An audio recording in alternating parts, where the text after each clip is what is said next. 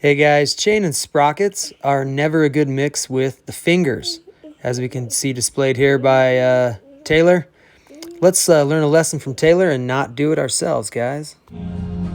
Hey, how you doing? Kenny from Young Power Sports Technical Training Program. And today we're going to do a little video on how to properly lube the chain. This is something we just recently had an issue with, so I want to just reiterate the importance of keeping your fingers out of the chain and sprocket. So let's proceed.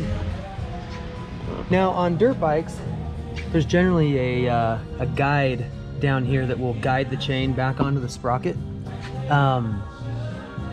and keep debris and hands and whatever else, arms, legs, that may get, that could possibly get entangled in it in a motocross race. But on a street bike like this, it's a lot less likely that something's going to get sucked in there going down the highway. And so manufacturers generally don't put any kind of a chain guide or guard down here on the bottom. And so it's very easy, if you're rotating the chain and lubing it, you may stick your hand in here, and that can be extremely dangerous and painful. So I just wanted to show real quick the proper way to do that. Never have the machine running. Never have it in gear. Always have the machine completely off. And then what I do to make sure that overspray doesn't get all over the wheel and the swing arm and the exhaust in this case, is put a rag behind it and then just lube one section of the chain at a time. Lube it very well. Go ahead and oversaturate it, it's fine. The rag's going to soak up any kind of overspray and over lubing you do, but you want it to soak into the chain, especially on something like this where it's an O-ring chain.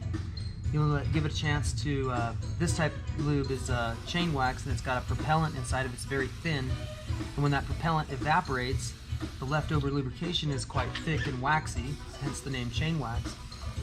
And so when you first apply this, it's thin enough to sink down into the O-rings and get into the inner pins on the chain. And then once it sets, it stays in there, it doesn't run off. Another thing that's nice about chain wax, it doesn't fly all over the chain. Just give it a few minutes to set up. To apply this properly, you would normally take the machine out and run it, get the chain warm, and then bring it back in and apply. Now, that process has already been taken care of, so we're just showing you the application. You can see I'm keeping my hand well free of the rear of the machine. If you turn the machine on, you start the engine. Sometimes it'd be tempting to start the machine, put it in gear, and let the rear wheel turn while you do this process.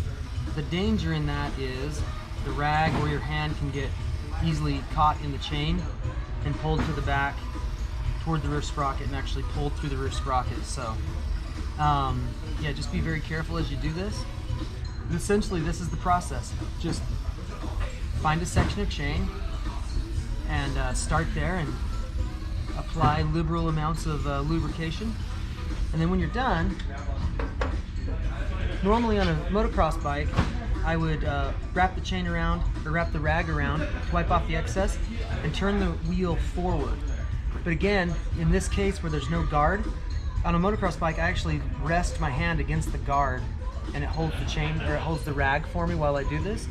But in this case, I don't want to take a chance, even a little chance, of coming back and smashing my thumb in here. So I'll roll the wheel backwards. That way, worst case scenario, my hand gets caught, comes up here, it stops at the frame.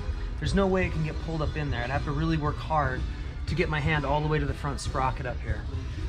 You always want to be thinking about the safest way to do this. So just, be logical, look at what you're working on, adjust to the application, and just be as safe as you can. Keep your hands away from any pinch points. Now we've applied a liberal amount of chain lube to this, and as this sets up, this chain will become very quiet. This chain wax is an excellent product, and like I say, once the propellant evaporates, the final lubricant is quite thick and waxy. It's a great lubricant, protects the chain, and like I say, it doesn't fly off, and also makes the chain operation really quiet. So anyway, I hope that is helpful and useful for you in all of your learning endeavors, and we'll catch you next time here at the YAG Technical Academy. See you soon.